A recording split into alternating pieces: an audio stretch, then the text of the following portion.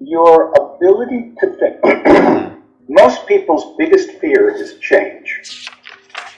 Actually, I like to tease people and say, many people are afraid of heights, you know, like being on a mountain and looking down. Many people are also afraid of making a speech, you know, being in front of a bunch of people.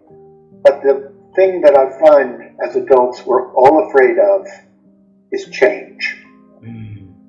We're afraid of change. Because when we know how to do something, we really know how to do it, and we don't want to change because it's scary. I might be doing something that's different. And if I do something that's different, I might make a mistake. But mistakes are an opportunity to learn. Mistakes are an opportunity to say, okay, I did that wrong, let me try again. And so I think the biggest issue is finding a way to be more comfortable with change. When we wrote Relax, It's Only Uncertainty, which is what these books are that I showed you, when we wrote Relax, It's Only Uncertainty, one of our biggest messages across the different styles of leadership is the ability to learn, grow, and change is key. And of course, when you address change, which we're all afraid of, that is a way to learn, grow, and change. And that expands your horizon. To be a learner. Too many people equate learning to being in school. When if you stop learning, you're dead.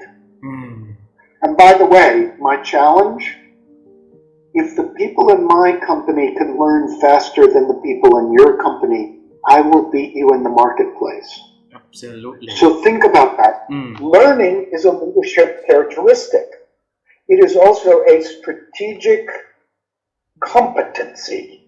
If we learn faster in our company than you do, we'll beat you in the marketplace.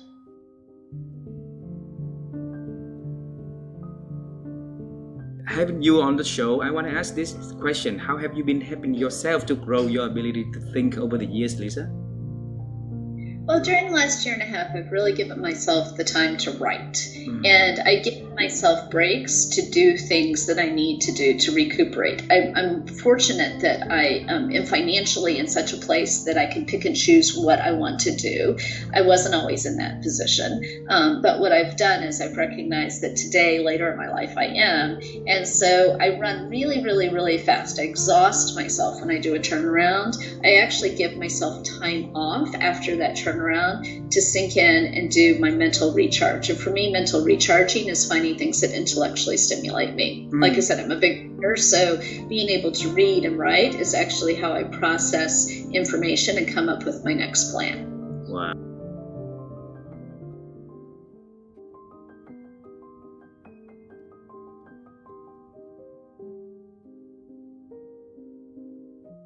There are two things that limit your curiosity.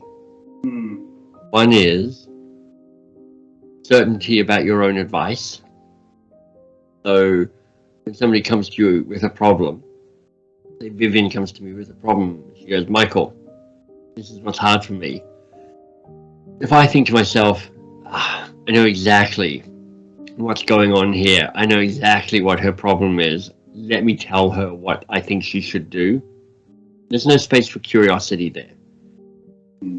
So I think that certainty, that overconfidence, that arrogance, that you know what's going on in that other person can blunt your curiosity.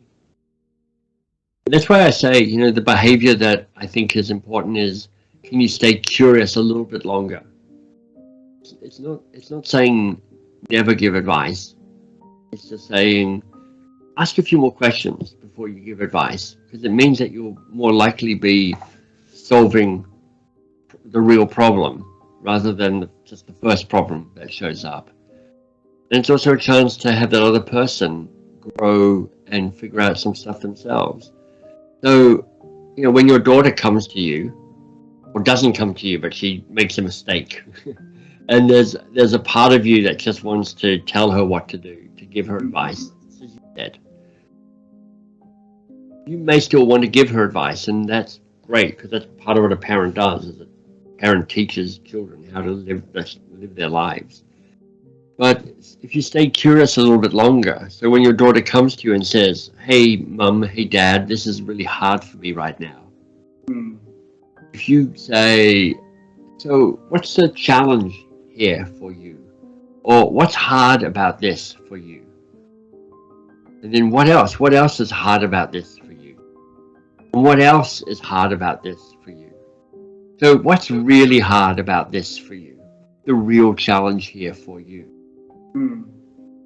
Your daughter is going to learn more about herself and the situation she's in. You're making her think about it. And that immediately is a victory, because she's getting smarter. She's creating new neural pathways, aha moments. And then if you go, okay, so I think you're right. I think this is the challenge. I've got some ideas around how you could fix this, but before I tell you my ideas, what's your first idea on how you'd solve this? Great, I love that. Good idea. And you go, what else? What else could you do? This is wonderful. What else could you do? And then you ask, is there anything else you could do? And all you've done is you've just delayed giving your advice by 5 minutes. But now you know more accurately what the problem is. Now you know what ideas she already has, so you don't want to offer up redundant ideas that, I mean, if you're like, let me give you my best advice, and she's already thought of it, well, then neither of you win. But now you can go, okay, this is great. I understand the problem. I understand the solutions you've already got. Let me give you one or two other possibilities for you. And she's become smarter, feels more empowered, more in control, more ownership in her own life. You work less hard. You don't feel responsibility for solving your daughter's life for her, but you get to go, my job is to support her, to try and make her as smart and as capable and as resilient as possible. And just giving her advice doesn't help with that so much.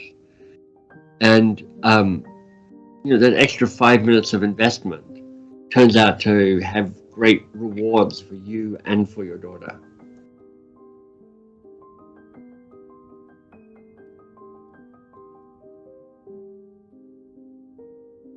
Yeah. Wow. My sense is it starts with us personally in terms of how quiet we can be inside of ourselves. Some people meditate. I meditate not as often as I would like, but I also have, we teach a lot of breathing techniques because breath is the fastest way to center. And so sometimes it's one breath that allows that quiet to show up in me. It's also practicing over decades the distinction between the voice of my ego, which is kind of clutchy, self-protective, you better, judgmental, and the voice of my higher self, my being, which is that intuitive voice that gives me genuine guidance. And so it's practicing the distinction between those two, and learning them over time. And so a lot of it is trial and error to be able to refine that, because it's decades. That voice has always been in me. I didn't always listen to it. I didn't even always recognize that it was there. And so a part of my own growth has been to determine how to get out of the way so that that voice can provide more guidance when I need it, which isn't always, but when I need it. It will be there. So part of it is practice. Part of it is also framing the question or the need that you're looking to get guidance for. And so the framing also has to be done with balance. It can't be frenetic. It can't be, if I'm attached or afraid, that is noise in the system that doesn't allow the space. it's not like you have to sit and meditate in order to get that intuitive voice. It can happen. It does happen, you know, in life, in a moment. You know, I'm looking for my glasses, you know, walking through the house looking for my glasses. Oh, that's where they are. It just can happen. But that's after it's been refined a bit. And so part of it for me, I think you've sensed this in yourself, is knowing, I think we all have access to that voice. It's a matter of strengthening our ability to listen, to perceive, to receive. You know, that's another really important word, is developing our ability to receive. Yeah, as opposed to do, you know, I have to take action, I have to speak. You know, how often are you silent? So that you can receive, and silent in your head as well, you know, which is what a lot of people meditate for, is to bring silence. So I think that's an important practice as well. And then it's trial and error. And one of the most important things is not be attached, because that's attachment is all ego, and that too will get in the way. And so for trial and error, you know, I thought my glasses should be over here and they're not. Darn, you know, that's just noise. That's just going to get in the way. And so being able to be accepting of your skill development while you're learning to fine tune it. I'm still fine tuning it. I'm just it's a lot more accessible to me now at this period of my life than it ever has been.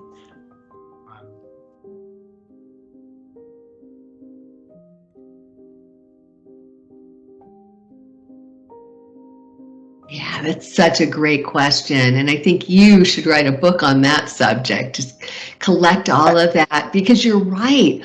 Our capacity to think is diminishing. You know, our ability to focus and attend to things for any length of time. I mean, we just are so now programmed to multitask and jump from thing to thing. It's really hard. So a couple of things that I know I do for myself is my thinking time tends to be earlier in the day. If I get up quite early, so before the rush of the day begins, I've got a little bit of that quiet time for contemplation. But the other thing that I will do is time box thinking. So if I know I need to figure something out, I will put it on the calendar and set a timer for 30 minutes. And I won't allow myself, and you know, when you know there's an end point, when you know the buzzer will go off and you can move on to something else, there's something about that creates more of an appetite for focusing, at least for myself. And so when I know I've got this 30 minutes, I can be heads down. I won't look at email. I won't look at my texts. I can just figure this out. There's that level of intensity that I can bring to it, I find is much greater than if I just, you know, let myself lollygag around all day trying to do the same thing. And then the other thing, it's interesting. I hadn't really thought about this till you mentioned it, but we just came back from a vacation. We went to Africa for a couple of weeks and got to go on safari. And before going to Africa, I created a thinking list. So the things that had been kind of in the back of my mind that I hadn't been able to attend to, that required some creative juices, I put together a list of things to think about while I was away. So it wasn't like heavy to-dos, you know, I wasn't creating any deliverables, but I had to think about how I wanted to approach a few things. And it was interesting because in the space that we had over the course of the vacation, there were moments where I was able to come to conclusions about things. And I think I had 8 things on my thinking list. I probably came back with 5 that I was able to cross off. Wow.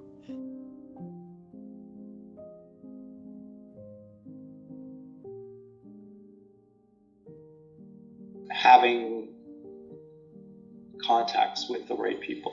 It was knowing people and learning from them, building, and it, you know, whenever I'm doing some kind of like career coaching and that word networking comes up, people always They think, oh, well, I have to have a huge network. And then I always remind them that during my career, there were times when I actually had a very small network. It wasn't the quantity of network, it was the quality of the network. It's paying attention to the key people who are wise and successful and willing to help you. It may only be 1 or 2 or 3 people, but they can make a change in your whole life. It's not about making a lot of acquaintances or giving out your business card to a lot of people. I think for me, it's about paying very close attention to the value of giving and receiving from key people. Wow. So, for example, when I thought, oh, I would maybe like to be a coach, but I don't really have any network and I don't have any background yet. I'm just a psychologist. But, I met two or three people. I met Carol and I went to a conference. And then I realized that if I could get to know 2 or 3 of those people, that their wisdom and their knowledge would be just so incredibly helpful to me because they were successful as coaches. But then I had to ask myself, well, why would they spend any time with me? Why would they be a network for me? They're very successful and I'm just a beginner. And so I realized that what I had to do was to offer to help them. So I asked them, what can I do for you? And that's when Carol and Margaret and Susan, a couple of the others, they said, well, why don't you volunteer to help us develop our education? And I said, great, I'm happy to help. So I think there's 2 key success factors. Number 1 is having a small but focused support network. And then number 2, don't ask for other people to help, look to help them.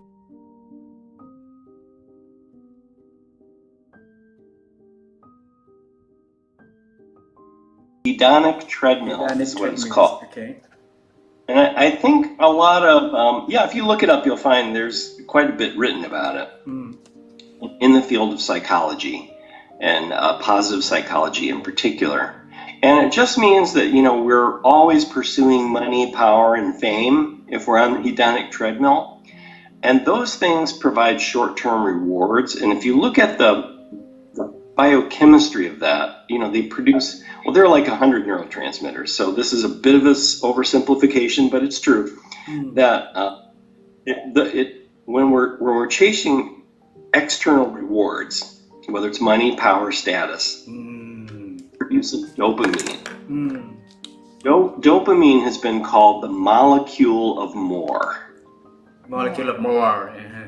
Because we always want more. And let me just explain that a little bit more. Because dopamine it's an excitatory chemical that, it speeds up our heart. It makes us feel good, right? It's a nice thing. But it only lasts for like 30 minutes. It doesn't last long. Its effects are very, they're short term.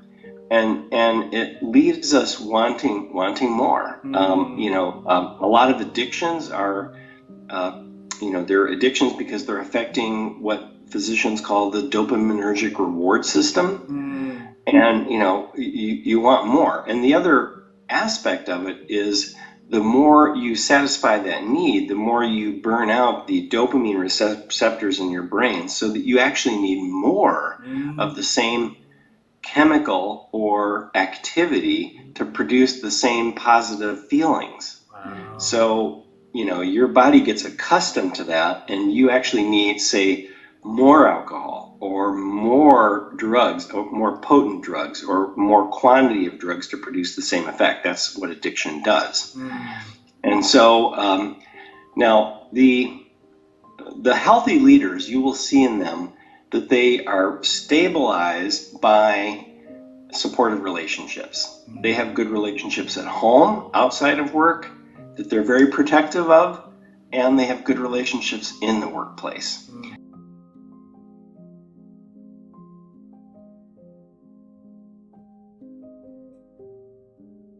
How do I make myself think? Yes. Do you know, there's a really interesting fellow. I'll send his name on to you. He's a Hollywood producer. I can't remember his name straight away, but he has a brilliant video. I'll send it to you. Sure, please. But what he does, and he's done it since he left school, is that he meets a different person for 20 minutes every day. And it doesn't matter, it's a bit like what it doesn't matter what they're doing, he just meets them and talks to them. Every day he does that, and he has learned so much from being open to people, you know, for a short period of time, every single day. It's kind of like a practice he has. I'd say to his name, I had it as part of my course, but I think even what we're doing now, what happens is, once you begin to talk to people, things happen in your brain that just open up avenues that won't open if you don't talk to people. It's just as simple as that. Yep. So sometimes what you got to do is you've got to talk to similar-minded people about creating things or doing things, but also you have to be able to talk to anybody. And if they're negative, and just what are you negative about? What is it, etc. You don't have to stay with it all the time, but that you understand them a little bit. But also, by you listening to that person, they might act, if you really listen to somebody, they might actually change their thinking themselves by you listening to them. Because they get a chance to let it out, and then they hear it, not in a very angry way, but they just hear it because you're listening to them. You're not arguing with them, you're listening to them. It's a different concept. And I would think a lot of our capabilities, we just forget about them because we just don't let ourselves hear other people or hear ourselves talking to other people. Even now when I'm talking to you, I'm getting ideas that I didn't have a half an hour ago. You know, it's great. Absolutely. And you know what? I have a terrible habit, and I used to do it a lot. But I don't do it so much now because I don't travel so much. I used to love getting into a taxi and talking to the person driving the taxi. Some people don't like doing that. I love doing that because I will always ask them about their background, where they're from, what they do. And I've never met as many interesting people going to meetings as I've met taxi people driving me to the meeting. They're often far more interesting than the people at the meetings. Because they've come there in so many different ways. You know, it's great.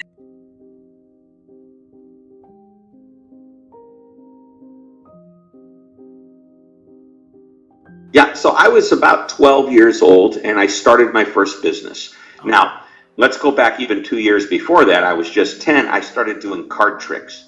And I graduated into doing other kinds of magic tricks. And by the age of 12, I booked my first birthday party magic show, which turned into be quite a business over the next few years while I was in school. And I remember the very first show that I did, it was after school on a Wednesday afternoon. My mom picks me up from school, drops me off at this house. I go in and I entertain a bunch of little screaming 6-year-old kids, okay?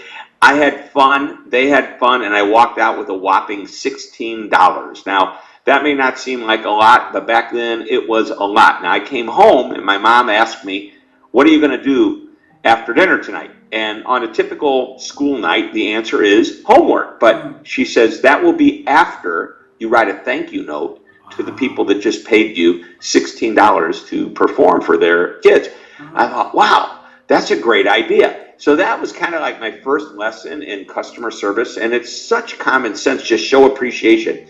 Then my dad said, you know, that's a good idea, but, you know, take it a step further. In a week, call the parents, thank them again on the phone, and then ask them, what'd you think of the show? Can you give me any feedback? Wow. And he said, get really specific. Ask them what their favorite tricks were in the magic show. And I thought, wow, that's a great idea. And he says, what you're listening for is not just the tricks they like, but the tricks they don't talk about. Because if you do this enough times, you'll notice a pattern. And whatever people don't talk about, get rid of it and replace it with something that people will talk about. Now, I had no idea that was called getting feedback, voice of the customer, and of course, process improvement. And so at 12 years old, not knowing what you actually call these things, they're pretty darn good business strategies that are actually applicable to just about any and every business today, whether it's B2B, B2C, retail, even the government needs to pay attention to that idea.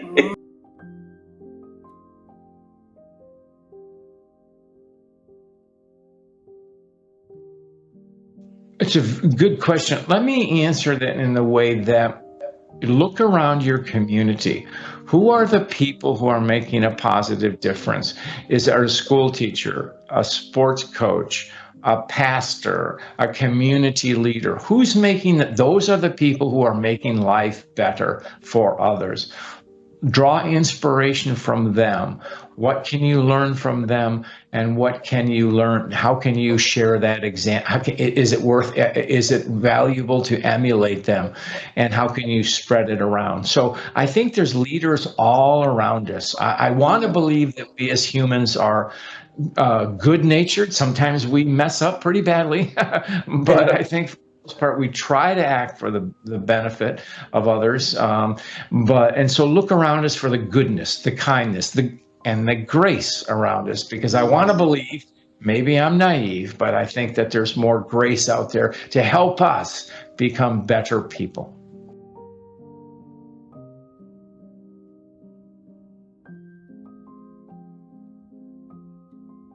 I hope I can help with this. That's a very interesting question. Because it's unconscious. Yes. So that is really interesting. I would share one thing that occurred to me while you were talking, is that if something scares me, I pay more attention to it, and I usually do it anyway, and I challenge myself to do it anyway. And for example, public speaking is not a natural thing to do. Most people would tell you. And so I made myself do it starting, I don't know, 25 years ago. When I was starting out, I would volunteer and I would just say, just get up there, and it wasn't easy. And I'm sure I was terrible the first few times. But, you get better and you ask for feedback, whether you fight your instinct not to want to hear it. And you look at people who are great and you're like, oh, what are they doing? Like, what's so good about what they're doing right now? And then you get better and you're like, oh, and just pick one thing. Like maybe it's their eye contact. Maybe it's how they're holding their body. Maybe it's, their topic, or maybe they're a little bit funnier. They smile more, or they, so you can learn so much from so many different people. So that's one thing. It's just, I think it keeps life exciting, and it means you're learning if you go towards things that are healthy, but that give you a little bit of like, oh, I don't know if I can do that, but that keeps you young, and I think it keeps you learning. And then you can always, and asking for help from people who are better than you. That's a great way to learn. And people love being asked. It's very flattering. It's a very nice thing to do, actually, for someone, is to say, you do this so well. I'd really like to get better at that. How do you do it? And that's a fun way to bond and to learn. So those are some things that I do.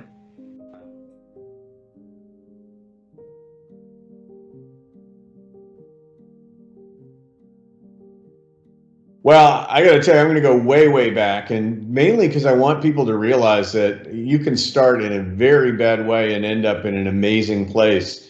And that certainly is my story. I was literally dropped in a trash can at 3 days of age by a mother who had hid my pregnancy during the entire time and was so ashamed and so worried that her parents would disown her that she hid the pregnancy. 3 days after the birth, having gone across from one state to another, she put me in a trash can. I was extracted from the trash can by a police officer, adopted to two wonderful parents who loved me, didn't have much money, so didn't have money to go to college, and was fortunate enough to get a scholarship from, I think, just hard work and really great luck.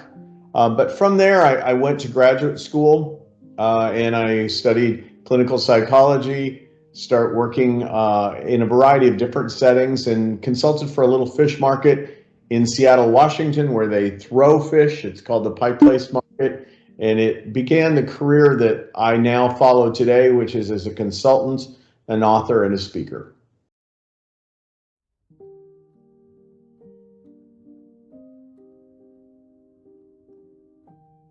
sometimes we have to make hard decisions. It's a balance between being tough-minded and tender-hearted. And the genius is in the middle. You have to have a balance for both.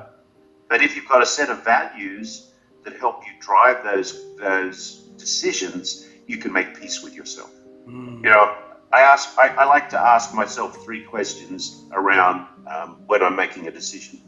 Did I do what I thought was right? Did I do my best? So did I do what I thought was right? Did I do my best? If the answer to both of those is yes, then take a deep breath and make peace with your decision and move on.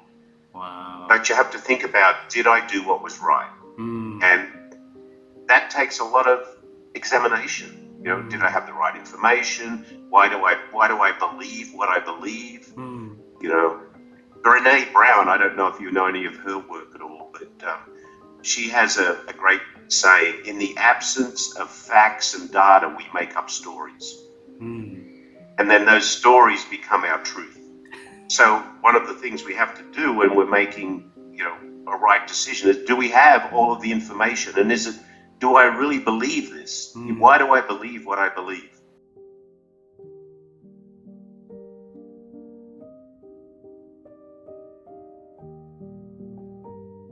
What do you need to do to get a compliment? No one is going to give you a compliment for doing what was expected. If you follow the procedure and you do the standard, you're not going to get a compliment for that. You're supposed to do that. Yeah. So the only way to get a compliment is if you do something that was unexpected or that was a little bit beyond expectations or that was a surprise. Now, how are you going to get your staff to take that action? First, you've got to encourage them to come up with new ideas. Like, well, what if we did this? Should we try that? Have we thought about this? Have we ever done that before? Hey, what do you think of this idea? Not every idea is a good idea. So it would be nice if, for example, the team came up with 20 ideas. Then they could say 10 of these are stupid ideas. Okay, good. Then they could say, of these 10 ideas, 5 of these ideas look like they could be really good ideas. Let's work on them. You know what? 3 of these ideas, we should do it. But what was the most leading indicator? Number of new ideas. If you don't have enough new ideas churning from your people, then you're not going to get enough new actions. Then you're not going to get enough compliments. Then you're not going to get higher scores. Then you're not going to make the money in the final indicators. So when we say measure what really matters, the leader is the one who needs to be asking their people for more ideas. And you can't just say, give me an idea. You've got to be a leader of that conversation.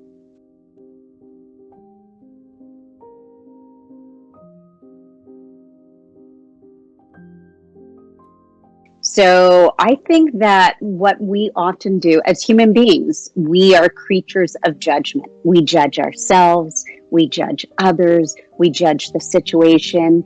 And there's a big difference between judgment and discernment. So the important piece is to be able to discern, to understand what has played out, to understand our behaviors, and to learn from that. So what is the gift or opportunity that I can derive from my actions? Although I'm not proud of my actions, or I wish I could do a redo, what can I actually learn instead of replaying that tape over and over again in my head? So letting go of the judgment and moving more swiftly into the gift or the opportunity. I think the key is being able to identify when you're in that mindset. So quickly noticing, I'm in judgment right now. Or I have another saboteur, that hyperachiever, that perfectionist voice that's telling me I need to get better or better. Use that as a warning sign. Something's not right here. And then move into, what can I learn from this? What is the opportunity? What is right?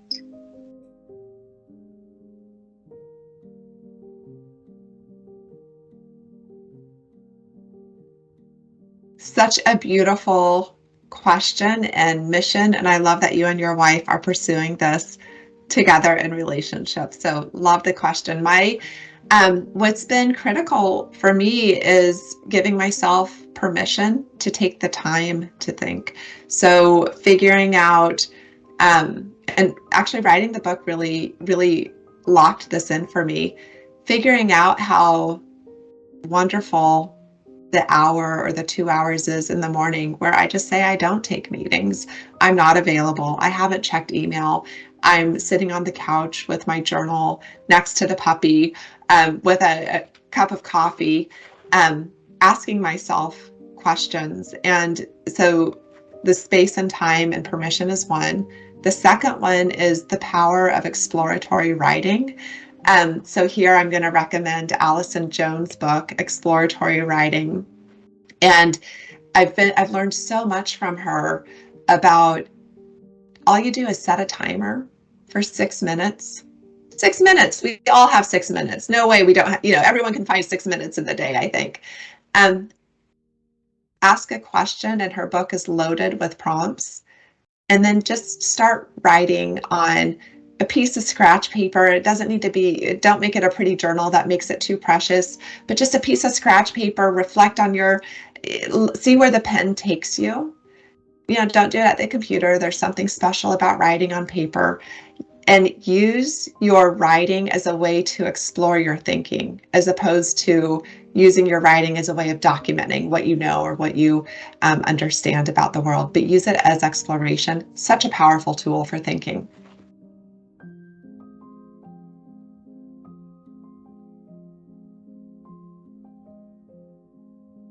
There are few important myths that I want to change our people's perceptions about it.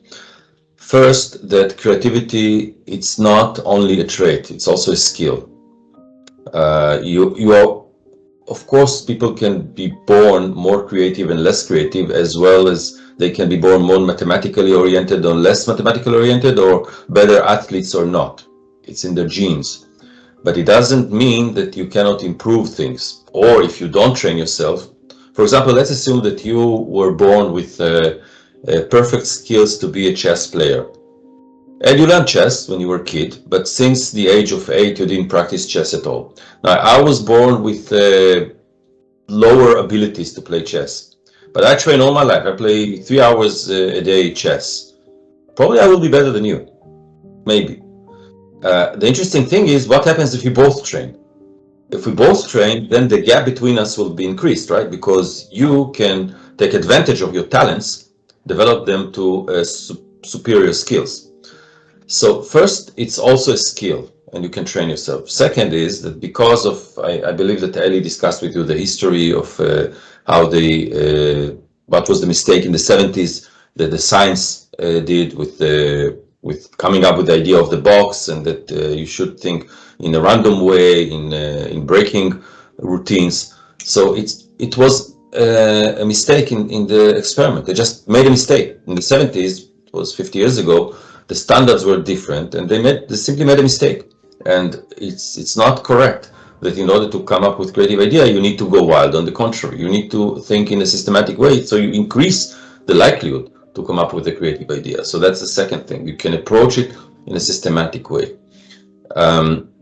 Most people, more than 70% of the people, they are better in systematic than in intuitive way. We think that we are intuitive, but basically there are very strong findings that most people, 70% of the people, they have systematic cognitive style and not intuitive cognitive style. So for most people, this approach is more efficient. So take the two together, you can train anyone, and you can approach anyone, and you can approach any problem with systematic ways in order to come up with creative ideas. So the main message is that just train people to be creative.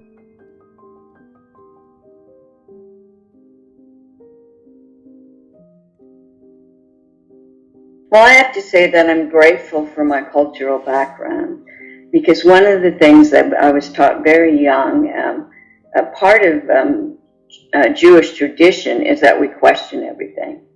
You know, now I drove my teachers crazy. They hated me.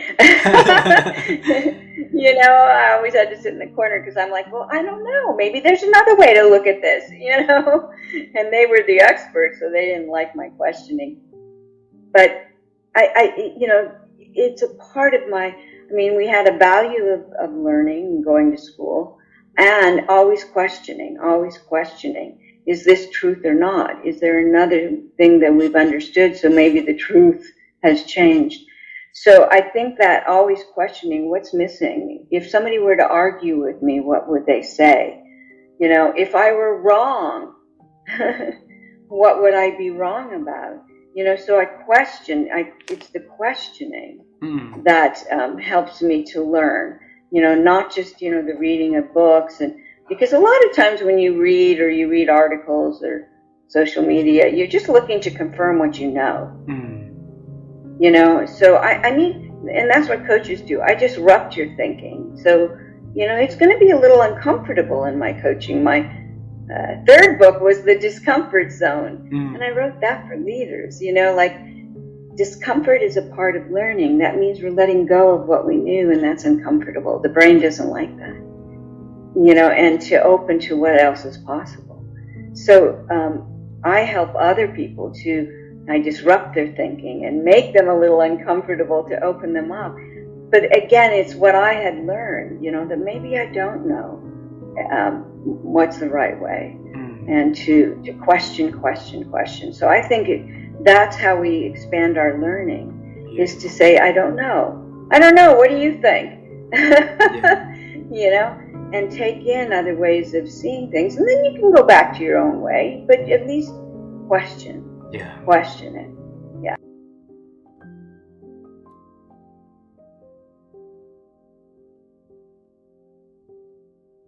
I think for me, it was the realization that I can't fix this with this.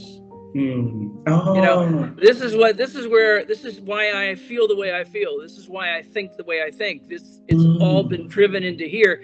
So my problems really are from here to here. This is all I've got, about 7 inches of problems. And if I take the time to, and this is why willingness is number 1 in the Daily 6. We have to be willing to find new teachers to teach us new lessons, whether it be, like I said, spiritual or practical.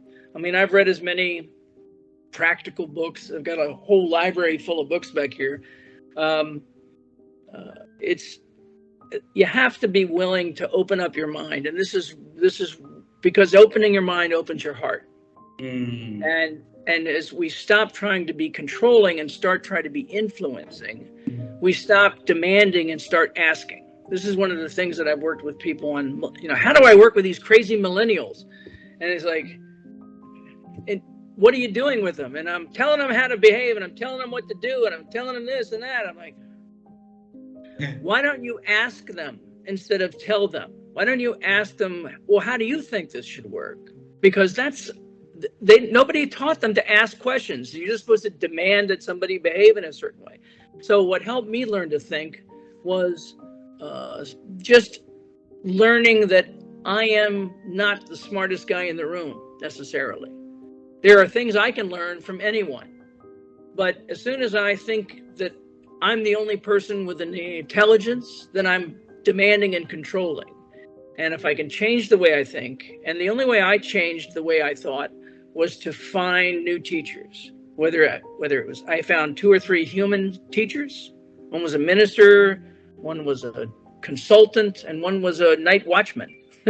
So, you know, you can learn things from everyone. You just have to be open enough. It's like I talk about a lot of times, finding the time in the day to go for a walk and finding the beauty in the walk, whether it's downtown New York or in the country in Iowa or Idaho. No matter where you are, if you look and focus, you get your focus turned from this to this, all of a sudden you notice the beauty, you notice the goodness that is around us. But if we stay just tight and wrapped, that business and focus, and I need to get ahead, if that's your focus, then normally those people tend to burn out because they have too much stress. It's very important to find ways to build in self-care, because changing your thinking requires you to take care of yourself. I know so many people who pretend to be caring and loving and supportive, but they're still stressed out because they're pretending. They're not really relaxed. They're just sort of behaving the way that they think other people want them to behave.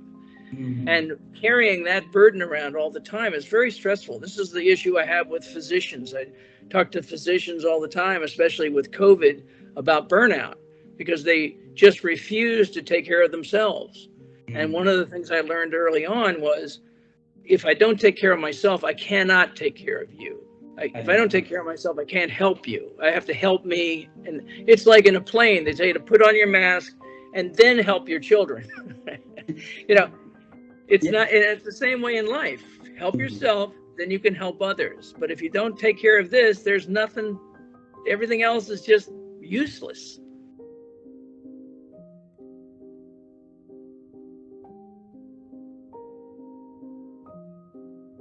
Yeah, that's a great question. And it's funny, it was a conversation, and the conversation went something like this. I was talking to my husband, and I said, hey, when you can do a job, but if you start to think, should I be doing this job? And he said, well, what are we really talking about? What do you want to do?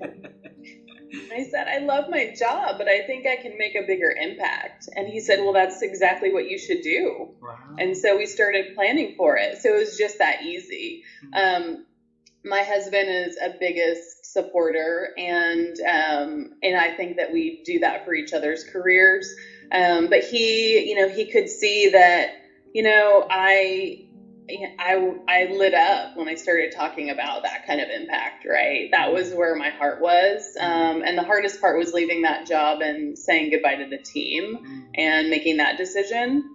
But on the other side of it, it was the best decision. And I think it's the best model for them too. As a leader, I think, and I coach individuals like this all the time, sometimes they feel stuck, or they feel like they have to stay. They're very loyal to company, and they're loyal to their team, especially, right? Because they've invested so much time in building this team and building this department or function or whole organization, and they don't want to leave anybody behind if they decide to go, right? Because they've helped so many people, and they want to be there for them. And that's how I was feeling. I felt this big tension.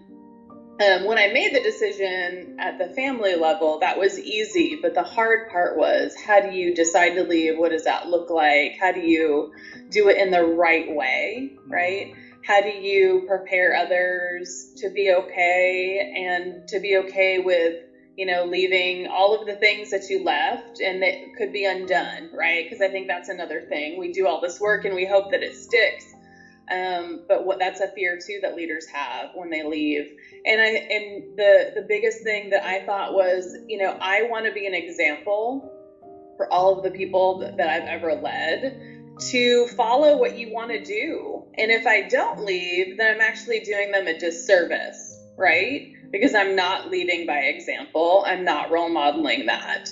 And making tough decisions is part of leadership. You have to do that. You have to show up and make those tough calls, and especially in your own interest, right? Because often, especially female leaders in my experience, we show up for so many people, and sometimes we're the last ones that we show up for, right? And especially at senior levels, once you're in the C-suite, there's not a lot of levels.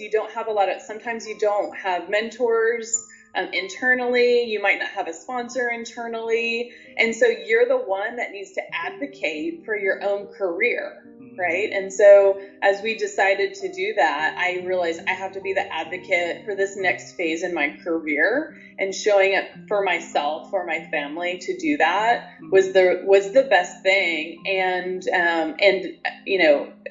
hindsight, I'm so glad that we made that decision. And it was the best. It was the best decision for me personally, for our family, and probably for the organization too, because I also could have stayed in that job, but I wasn't 100% all in, right? And if I had this other, inkling, nudging to calling to do something else, if I would have stayed, I wouldn't have been the best leader in that role and in that organization at that time. So I think it was the best decision for everybody.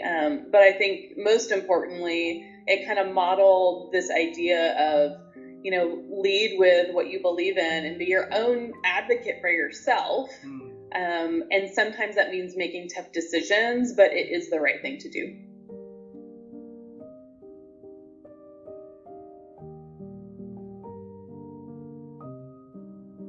Did I find my calling?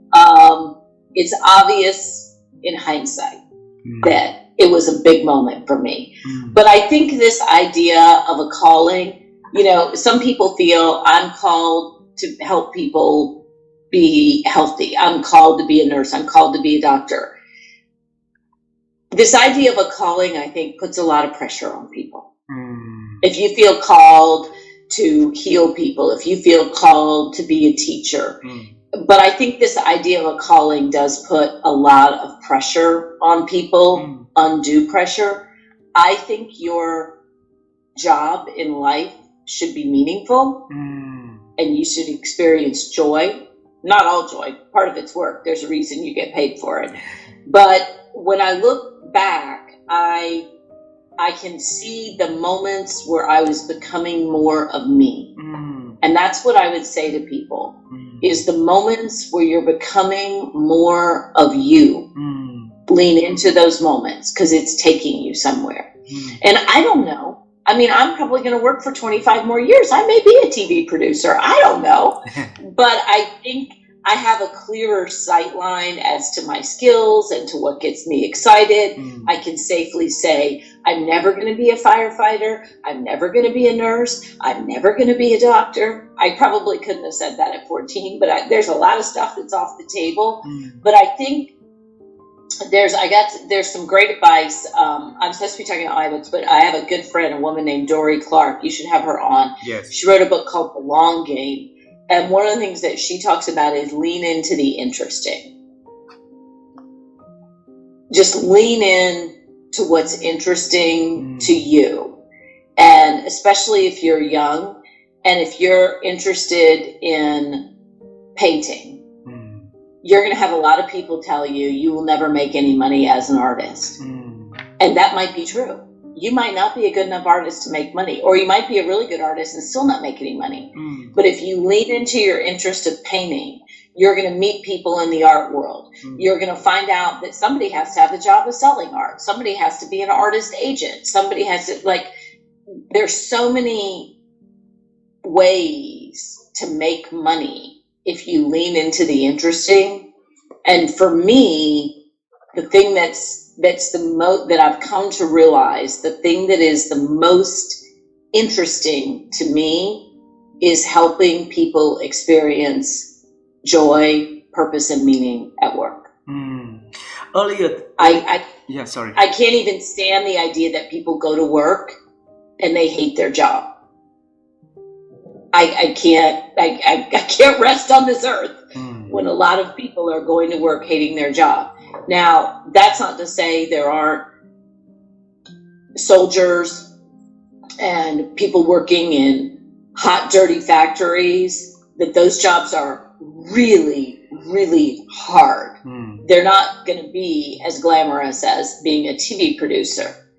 But yet, if you look at those jobs, if your job is in some way contributing to something that makes people's lives better or more fun or happier, if you're making surfboards, if you're doing, building, patios, whatever it is, there's some impact to your work. And the more you can lean into how does my work make a difference, the more animated and meaningful your life will become.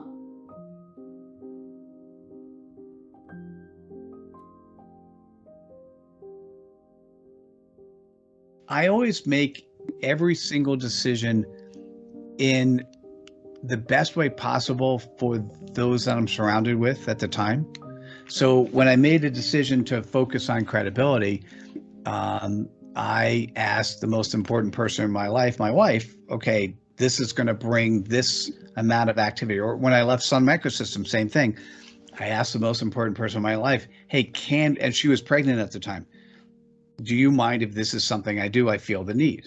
Right. So part of it is recognizing the potential of what may happen, if you try it. And I'm going to say you'll never get to yes if you don't ask. You'll never achieve your goals if you don't try. And what's the worst? So in the old days, we'll just say, maybe when I was growing up, people remembered you your entire life. You did one thing bad and they brought it to you 40 years down. That's silly. That doesn't work anymore. Maybe it does in some cultures, but that's not what I see. That's not the world I see. And I'd rather be known as a person who tried many times and failed than the person always reaching. Because the best way to think about this, really the best way to think about this, and you've probably heard this many times, is when you're sitting on your deathbed, you're literally just try to imagine yourself in a hospital and you've got 3 hours left, and maybe even 3 good hours. Like you just know that something's going to happen. When you're talking to whatever family you have around you, so imagine you don't have any family around you. There's nobody there. How does that make you feel? Right? Imagine you have family, but they didn't come because they thought you weren't that important to them. How does that make you feel? Are you ever going to say, I wish I had $1 more, or whatever the denomination is, right? It's, so it's the things that you may ever say to yourself, I regret not having tried. That one is so much worse than trying and not succeeding, because everything you do is a lesson. Everything, you fail, that's great. You learn something. You don't, when you're a kid and you learn how to ride a bike, if most kids, I don't know any kids who get on the bike and just ride, they fall and then they adjust. When you first start walking, how many times does a kid fall before they actually learn how to walk, right? So this is, for some odd reason, when we go to school, that ability to be salespeople, to be marketers, to be customer service, that ability to learn and grow and fumble, that gets beaten out of us. And it's wrong, actually. It's just not the right way to teach.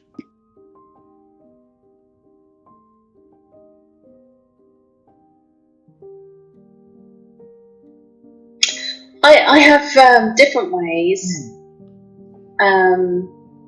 So I always have a coach myself and a supervisor. And part of what I want from them is to challenge and stretch how I think and my honesty with myself. So it's creating the containers or those spaces which are really putting the focus on me. And frankly, I can't believe the arrogance of many coaches who go out there selling coaching who don't have a supervisor or a coach. Come on, guys, walk the talk and really live this. The second thing is that I like walking my dog. And when I walk my dog and I'm out in nature, so much comes up for me. I process so many things. The situations at work, clients, big picture ideas.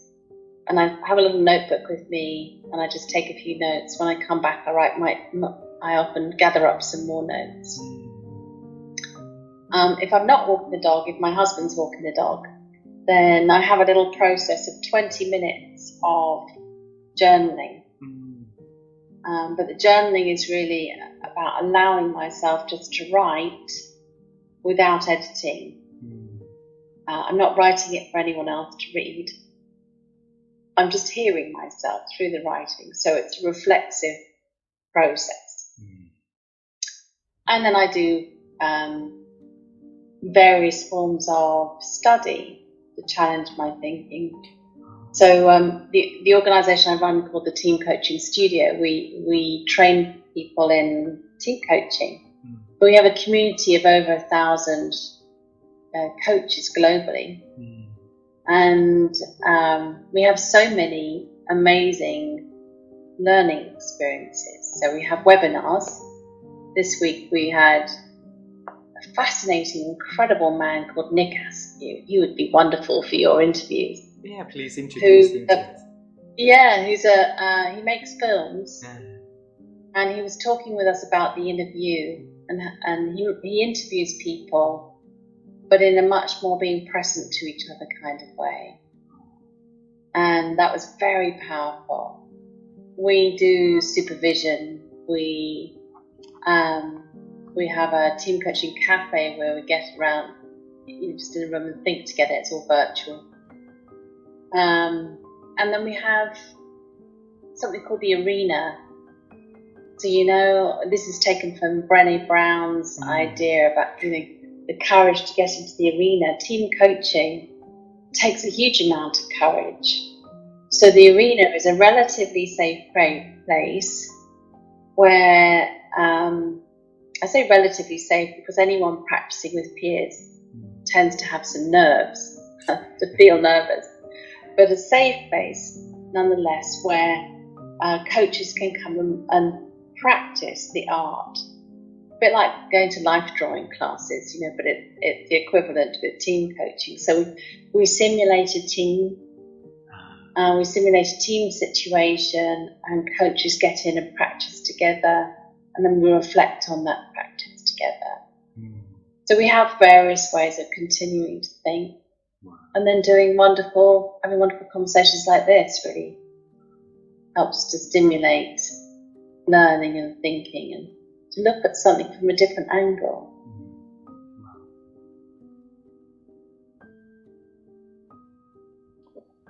I read a lot. I don't think I read as much as I realize how much I read when I'm in a conversation with someone and I have ideas exploding in my head, or I'll say something like, you really should read Lisa Feldman Barrett's 7.5. Let me see if I can see. It's too far away. I was going to hold the book up for you. But if you just look her up. So I think reading is essential. I think having two qualities are very essential. One is empathy. So when you encounter people that are different from you, you can't learn anything from them if you reject them because they're different. You won't learn a thing. And you won't learn a thing for two reasons. One is you're not listening, but the other is your rejection of them will be felt by them. So they're not going to talk to you, or they're not going to talk to you with any intention to be connected. So empathy is important, and then and that's very connected to the notion of non-judgment from Buddhism. We had talked about that earlier. And then the other is that we have to be willing to let go of what we thought was true when we are now faced with something that shows us. It's very hard for human beings to do that, especially things that are connected to the culture that we're in. So all of our friends believe X, so we believe X, and I meet you, and you tell me something different. If I'm going to listen to you and listen deeply, and you're going to explain to me and share with me more than I knew, but I'm unwilling, I'm spending my whole time not really listening, but holding on to what I believe as though we're in a battle, I will not learn and I will not expand my knowledge.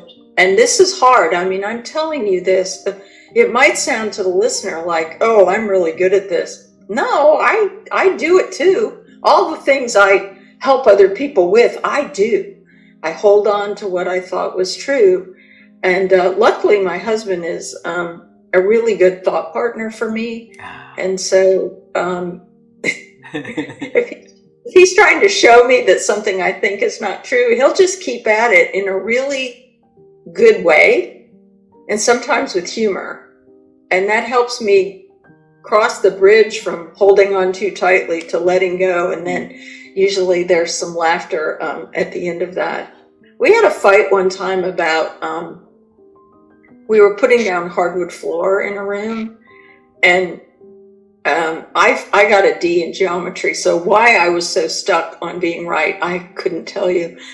But I was sure that I was right about how some calculation about, and it took him, I don't know how long.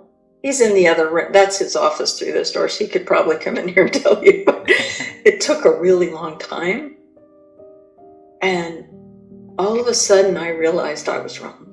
And I just slumped down on the floor and said, I've been wrong this whole time. And he goes, I know. And, you know, but see, he had to have some empathy for me to keep trying to explain without getting angry. So I said we had a fight. It wasn't like a fight where you scream and yell and tell the other person that they're an idiot. It wasn't that. It was an intellectual argument. Yeah.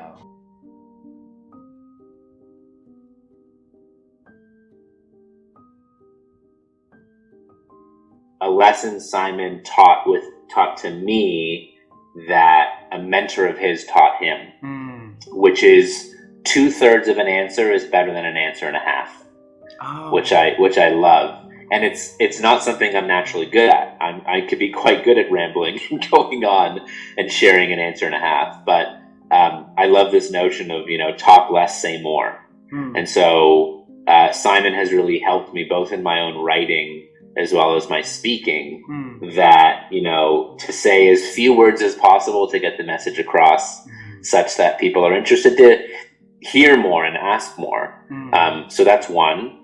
And then the other is, you know, Simon is very open in admitting and saying that he is not a perfect leader and no such thing exists.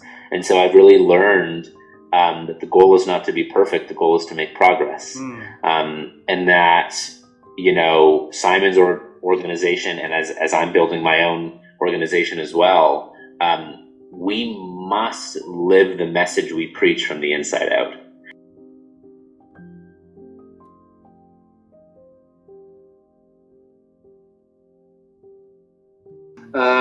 There's a really, really good book that I recommend to everybody, and it's called Into the Magic Shop. It's called Into the Magic Shop, and it's written by an American neurosurgeon, a brain surgeon, called James Doty, D-O-T-Y. My favorite book, and he tells the story, and he had a similar background to me. I had family problems in my family. He had a broken family. His father was an alcoholic, and so he came from a broken family. True story. And he went into a magic shop in California in the 1960s, and this old lady could see something in him. She could see, as I think you kind of maybe could see in me, that I'm about honesty and ethics and purpose. She could see that in him, but he couldn't see it in himself. And she said to him, if you come back for 6 weeks, I'll teach you magic, right? And he did, and she didn't teach him magic, but she taught him the 4 key attributes of living a fulfilling, purpose-driven, happy life. And they are, the 2 first ones are easy, right? You need to find ways to relax your mind, to look after your mind. Our mind is a tool, right? We need to use it, and we need to be careful about it, and we need to nurture it, and we need to feed it positive thoughts, and keep toxic thoughts out of it, and nurture our mind, right? We need to protect our mind, right? Because our minds are plastic, you know, they can become toxic and difficult, so we need to mind them. The second thing is we need to look after our bodies. We need to exercise. We need to eat good things. We need to drink lots of water. We need to mind ourselves, right? The 4th thing, I'll skip on the 3rd thing. The 4th thing is most people then think, right, I'm going to set my goals and my journey in life. But the crucial thing that 95% of people don't do, and that stops you, I think, from being happy, is get critically honest with yourself. Until you get totally honest with yourself about who you are and what you want to do and how you want people to regard you and how you want people to say when they're standing around on your deathbed, what do you want people to say about you at that point, right? Unless you do that, I think a lot of people are going to feel disconnected and not fully engaged in this life. And that is the key trait that people like Marshall Goldsmith and the people you've interviewed, everybody's been on this journey. We've got to a place in our lives where either through tragedy or trauma or something else, where we thought, right, what do I really want out of this life? What's my purpose in life? And for me, yes, I make money out of what I do, but my purpose is to help. My purpose is to gain knowledge and to help. And money can come in. My purpose is not to make money, right? If you're chasing money, you're not going to be happy, right? But if you're chasing a good purpose, the money will follow and you'll feel fulfilled. So it's getting honest with yourself and having a purpose. How have you been growing your ability to think over the years, though? What a great question. God, I love that question. I have to think about it. I'll speak as a developmental psychologist and as a grandma. Well, I'll tell you a little story. So the other day I was in the car with my 4-year-old grandson. His name is Henry. And Henry was looking out the window at some trees that had no branches on the bottom part. And he said, "Those trees have no branches. Is there a reason for that?" And I was so excited I practically lifted off the seat. I was like rushing to write it down in my notebook because it was a reminder that very young children, and this I know from my own research because this is what I do research on as a scientist, young children love to think, and it feels good to think. It feels as good to think as it does to skip or eat or laugh. It just feels good to think. And we unfortunately, the school system often makes kids think they don't like to think. Instead of a cookie, it feels like a vitamin, a medicine, but it's like a cookie. It feels good. And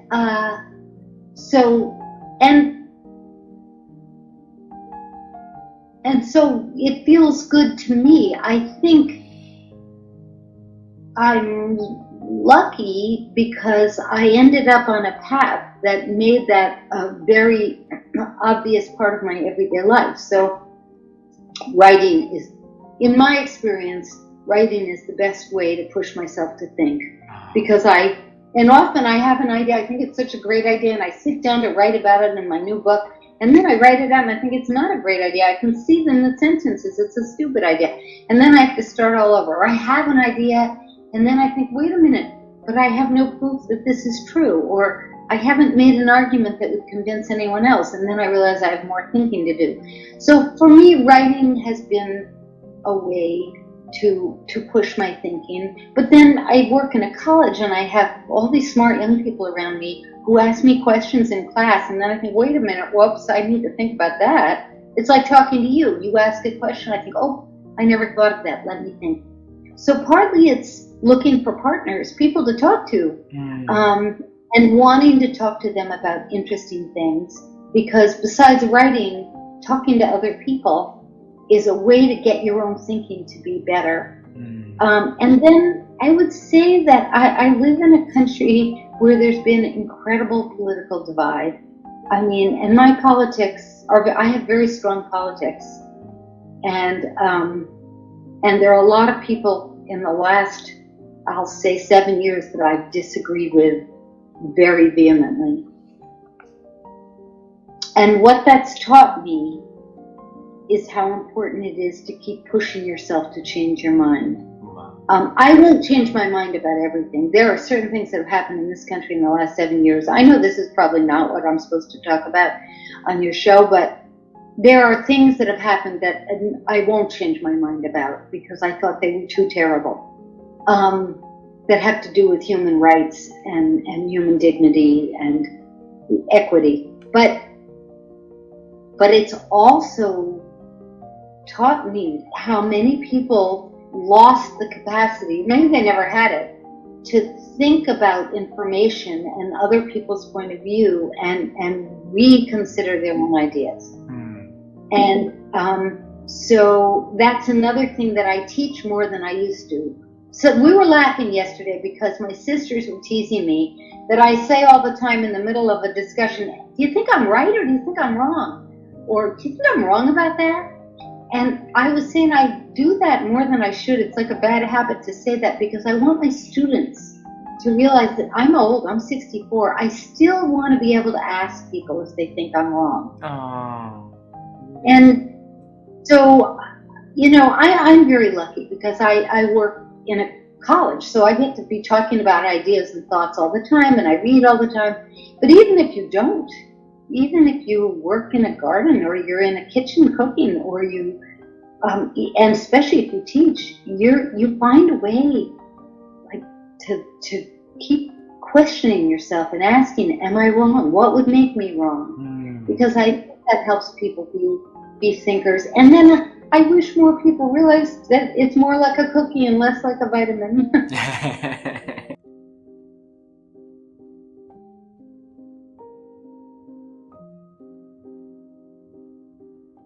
One, I think, is the recognition that in each of our lives and in each of our careers, we are called upon to do things that only we can do. That we are the best candidate for a particular job. Thinking long term for your life or for your career or for your company is one of those. Nobody can do it better. What we tend to do is fill up our time with things that other people should be doing or that we shouldn't just not be doing at all. And so we have to have the discipline to say, I'm going to do, for the most part, the things that only I can do that will make the best and brightest impact on the world or on my world. And I will stick to doing those things with some level of discipline. One of them is thinking time, high-level thinking time. So I have to have the recognition that only I can do that, and I have to do it. That's one. Two, for me, it works to write things down as opposed to just try to think them, to draw pictures, to get it out of my head and onto paper. And three is to have a buddy. I think that's one of the things that coaching is particularly useful for, is to have a sounding board, somebody who can hear you, somebody who can listen and ask you more questions and show you, wow, that's a really amazing idea. Tell me more about that. Tell me more so that I can participate in that. Let me share with you my feedback on that, because otherwise we're operating in a vacuum. So I think that's probably one of the reasons that we were successful as a company, because the three of us could feed off of each other. And I think that's why people look for coaches, because coaches can help them, just like a therapist can, just like an advisor can, just like a board of advisors or a board of directors, if properly used, can be a resource for people to do high-level thinking.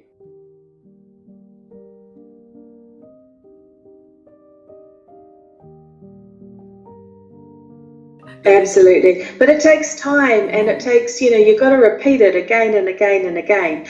It's, it's not like, oh, I've switched that off and now we're on the other one. Our brain doesn't work like that. But if we do continue to be aware and then look at what is the different thought, eventually that becomes the dominant thought, which is, what we're working towards, isn't it? But, so much of what drives what we do, we're unaware of. And actually even getting curious. And I think often people can be really judgmental about themselves. And, bad me for having a fixed mindset about creativity or whatever it is. And that's not helpful. It's much better to have, what I call compassionate curiosity. Like, oh, that's really interesting. I wonder why I have that. Why is that? And is that really true? I don't think it is. So, and actually just it removes a lot of the negative emotional charge if we can be compassionate and curious when we look at some of the thoughts that go on in our head.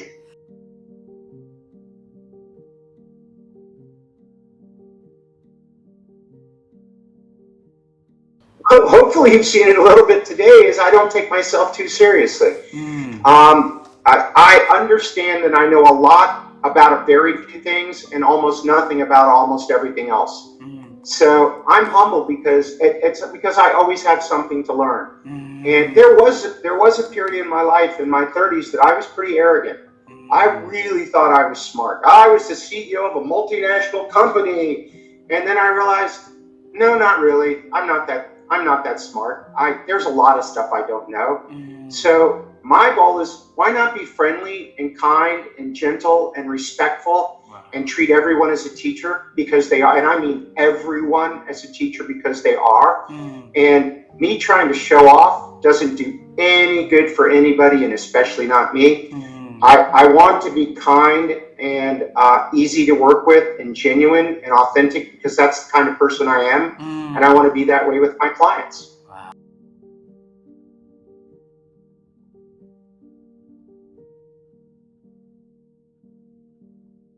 Again, presence, right?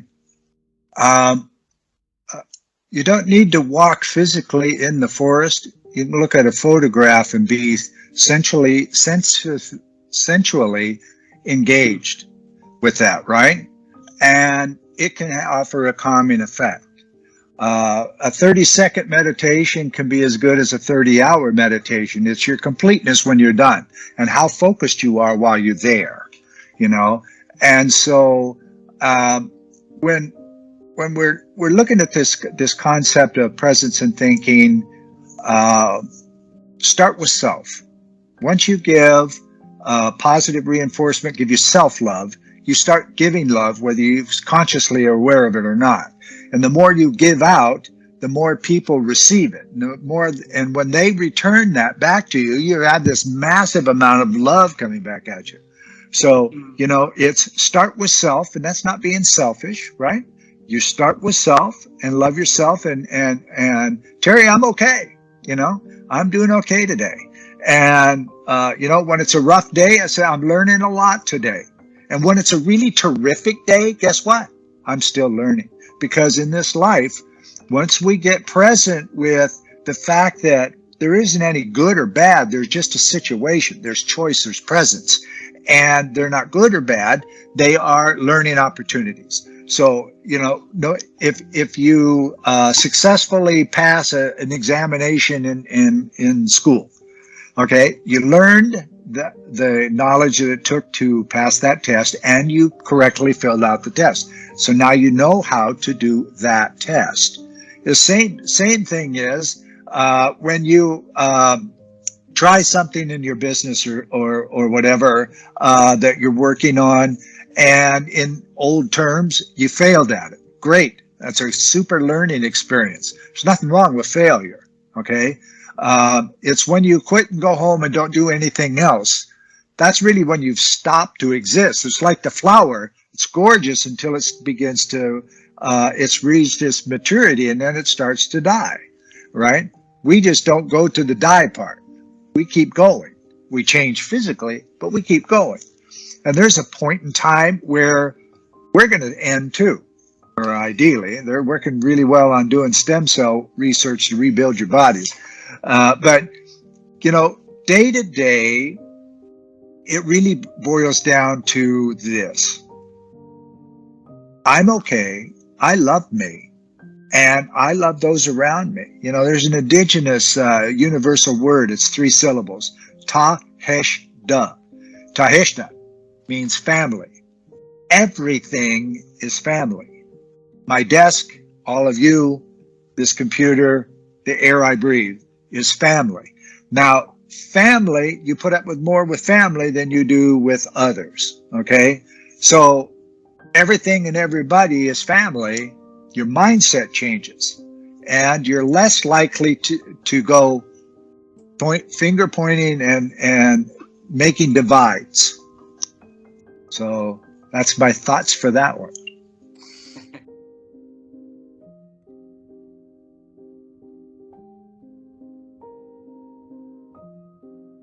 let's put it this way. If you want to be an expert at something, and if that's fine, then you need to go deeply.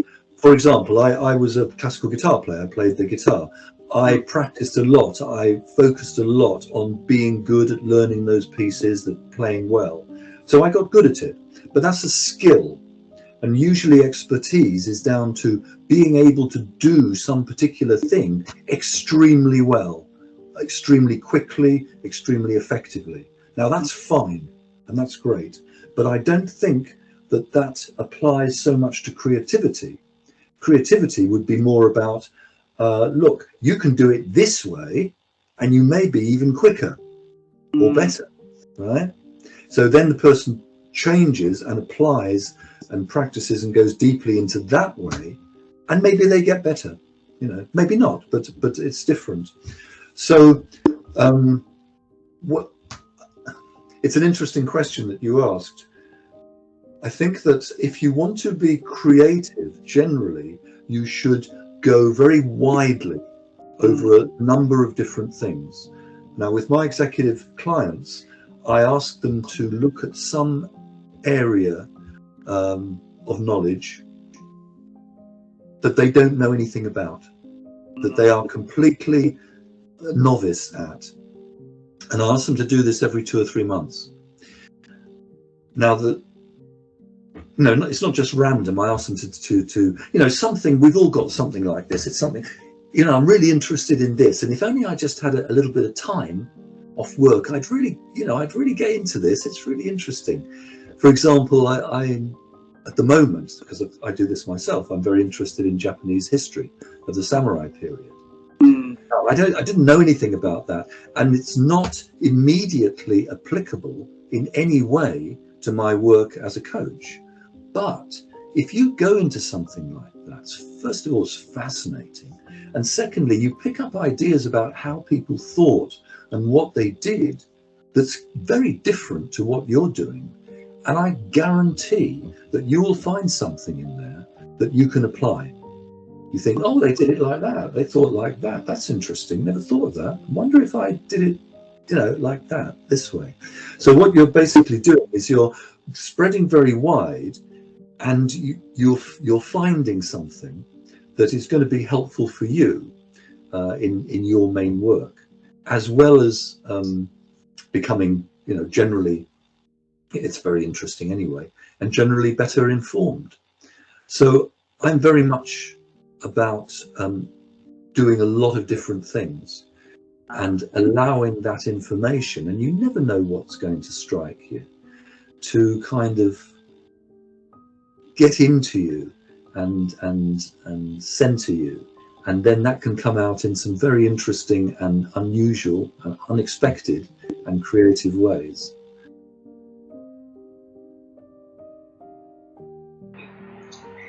I try to listen and find something to learn from any conversation, anybody that I meet.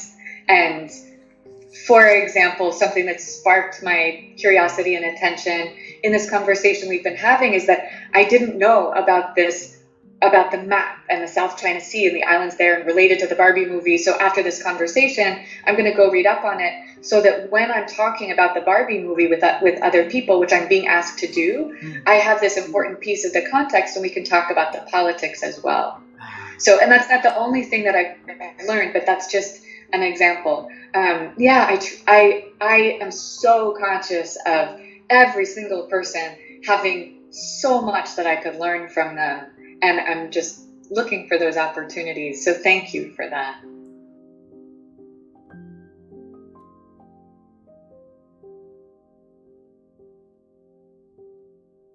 You know, it's such a good question, Ha, and it's hard because the context matters, right? And so when you get to one of the hardest things we learned this in Rising to Power that most executives struggle with is that when you get to the top of a very senior level, there's 20 versions of you out there. Right? People have concocted multiple versions of you out there, and you can't control that. You know, leaders get frustrated when they say, oh my gosh, they said, Ron said. I never said any of that. But they're going to make up that you did, or they're going to tell people that you did. It's part of the job. for a leader to be true to themselves, true to their values, true to who they are. Of course, you have different audiences, right? You can't be the same everywhere, but you can be consistent, right? There's a difference between consistency and 20 versions of you. And over time, that takes a degree of self-mastery to know what degree of authenticity will keep me true to my values and keep me trusted by this audience, or help me connect over time to this audience, right? And it's a gauge, and you have to constantly calibrate the words you say, the gestures you use, the questions you ask. But I do believe, that there are some universal truths about authenticity. People all over the world, regardless of what the culture is, people know if you care. Yes. They know if you're telling the truth. They know if you genuinely believe in what you're saying, or if it sounds like, corporate speak. People know these things. It doesn't matter what culture it is, right? And so my job is to help people find the universal key versions of themselves that can play in those contexts.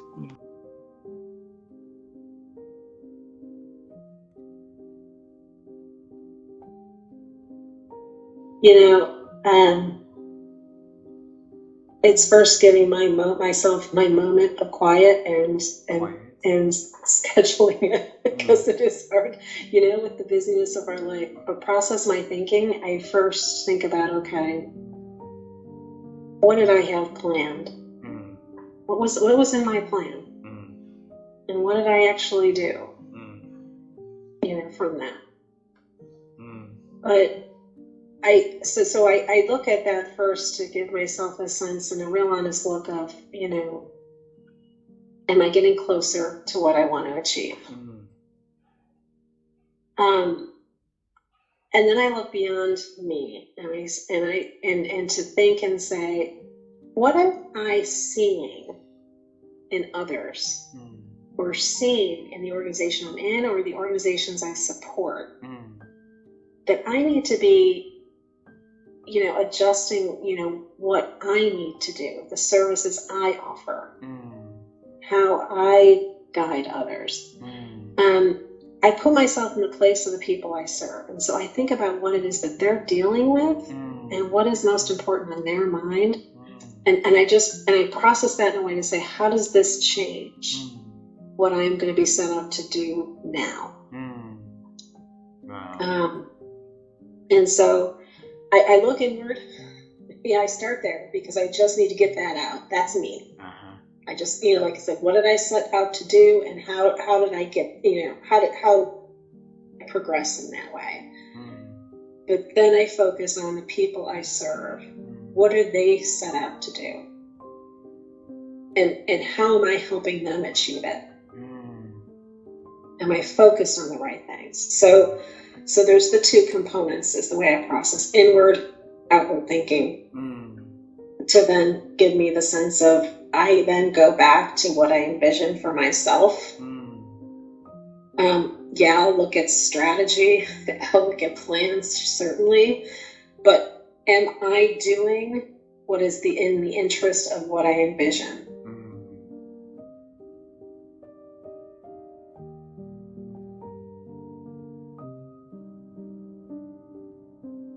That one's hard, because like I said, I'm more of a snap decision maker, and it is something that I've had to train myself to do. Basically, I think of little triggers, I think of questions that people ask, and I say, you know what, I just need to stop for a second, and I need to engage a different way of thinking. And how I do it, I'm not really sure if I can really pinpoint how I do that, but I think just the act of just stopping, taking a deep breath, trying to calm myself down, that's when the thinking starts. And that might be different from everybody. And so you might need to find your own way to realize how you need to just stop and think before you react. But for me, mine is like, I just have to I'll stop, stop, assess, figure out what's going on, and then make a decision at that point.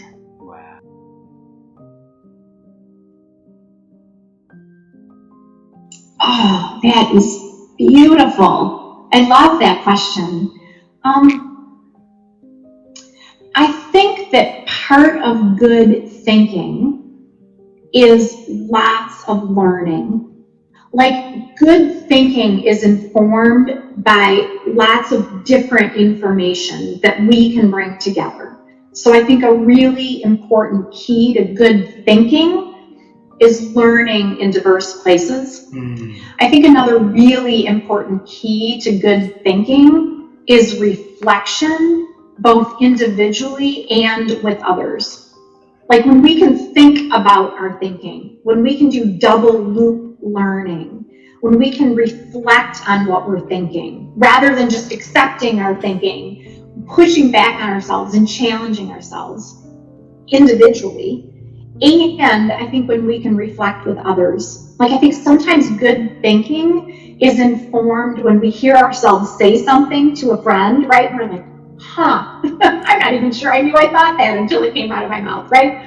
Or the friend who helps us and pushes us and asks us really good questions. So I think that that reflection, that asking questions about our own thinking and asking questions of others about our thinking are really important elements of how we improve our thinking over time.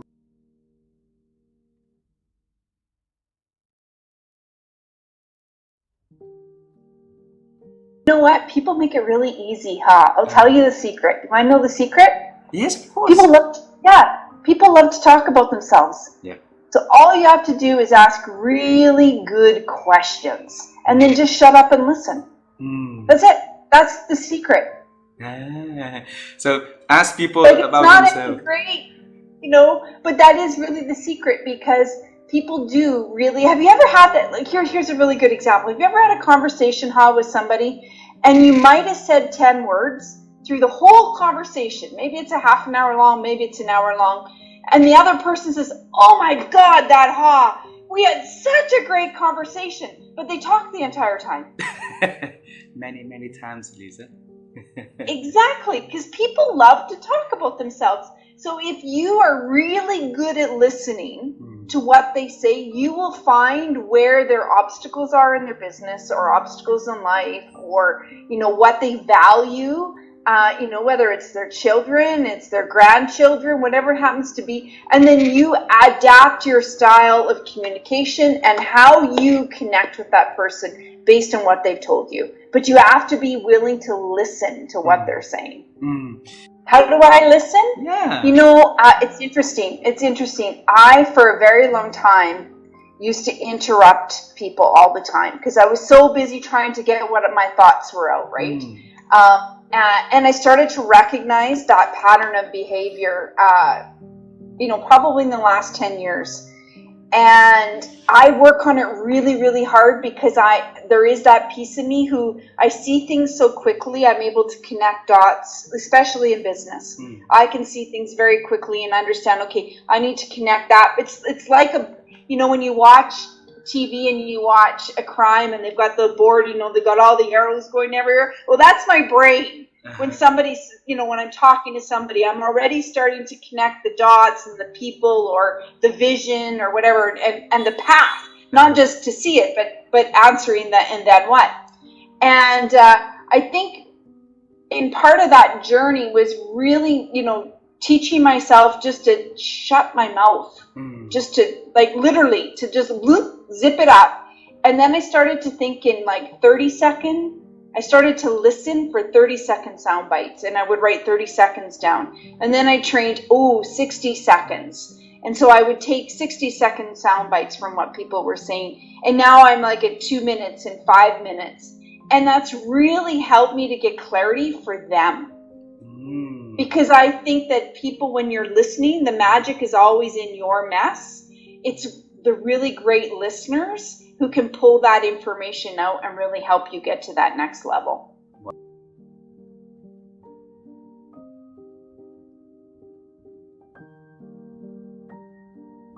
Your question was about what started this, and the numbing depression. And it was just being on this hamster wheel of chasing goal after goal after goal, to finally be able to reflect and go backwards and be like, am I doing these things because it's feeding my soul and it's really what I want to do? Or am I writing books and am I being on the board of multiple nonprofits, living in this place that I don't want to live, and all this type of stuff, and trying to do the things that I think I'm supposed to do? And that was the thing. I was just doing the things that we're taught to do, right? Be successful in business, donate your time to nonprofits, which is all great stuff and everything. I'm not saying that I didn't enjoy it, but now my life is going in a different direction that really is about feeding my soul first, then looking at my life obligations, which includes work, versus, you know, we talk about work-life balance, and that's something I was trying to achieve at the time. And if you try to achieve work-life balance, just by the very nature of the phrase work-life balance, you're trying to achieve work and make that the priority, then look at your life afterwards. Then from there, where's your connection to the greater mystery of this human experience, right?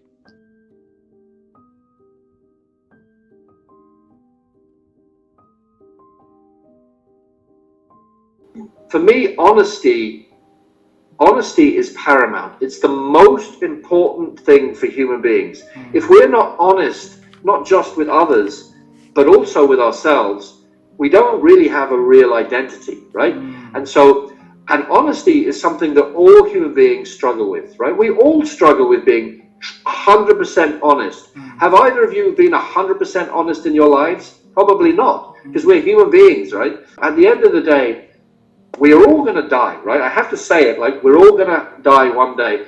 And when you're on your deathbed, right, all you have is your reputation. You can't take money with you, right?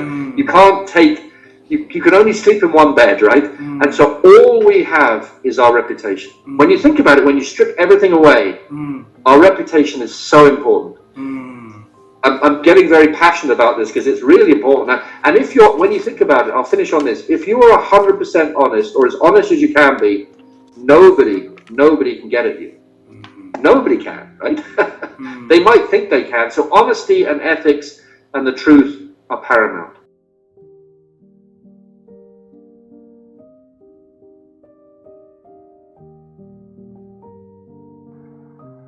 Yeah. I think that's a very good question, because no school teaches us how to think. We just pick up accidentally. But thinking is a process. It's a three-way process. For thinking to get sharpened, you need a stimulus, or you need a trigger. Where do triggers come from? Triggers can come from reading, conversation, observing, experimenting, learning. So from any of these sources, triggers can come. When you have a trigger, what do you do with that? So I have a framework called TQI. Trigger of the day, question of the day, idea of the day. So when a trigger comes, I ask the question, oh, what can we do about it? And many times that process of asking question leads me to another idea. So that is one way to sharpen your thinking. Build an ecosystem of triggers, have a healthy flow of stimulus coming your way, and then you question those stimulus to expand your thinking. The other thing is about thinking is study, introspection, and reflection. They all work simultaneously. What is the middle one? And the last one is introversion. Study, introspection, contemplation, and reflection. These are the tools of thinking. And let me give you something very interesting. I always say, don't just think it, ink it. And link it to daily action. Don't just think it, ink it, link it to daily action. I have a whole large number of diaries where I write, I journal. So whenever I'm thinking, I'm always writing. And when you write and you reflect, you get a second level of thinking, which is called generative thinking. So first thinking is driven by stimulus and trigger. But when you write down and you reflect, it triggers more thoughts. That's called generative thinking.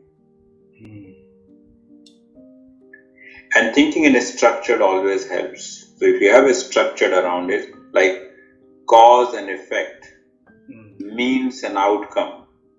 So like that, when you have that structure, it really helps very well.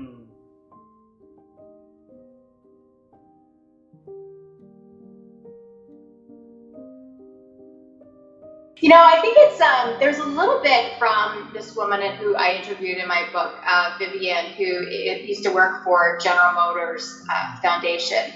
And I think when she told me what made her keep going, and it's that I realized I didn't have to be, that I was still good enough and that I did deserve to be in the room.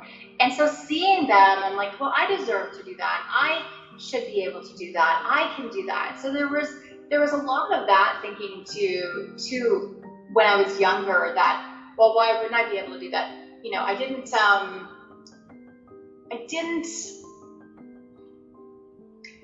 also know when I didn't know.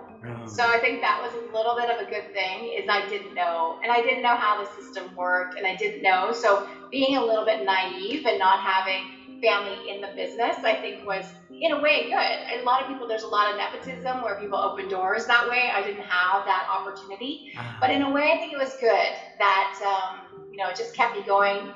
I did have a family member, an aunt who I loved, a great aunt who I loved dearly, say, well, why would she want to do that?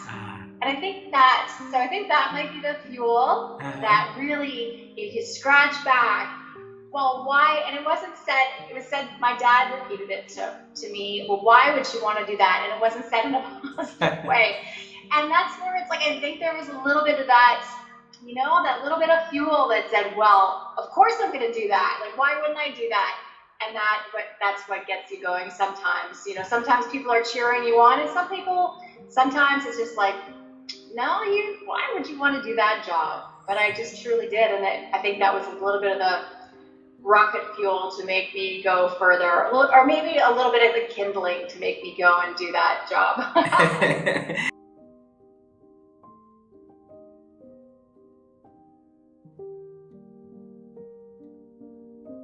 Well, it's very similar to the advice I gave your mother about being happy. If you want to set aside time to think, you have to set aside time to think.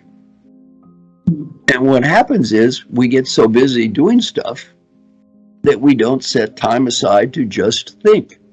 So one of the things I try to do is just set time aside to do nothing but think.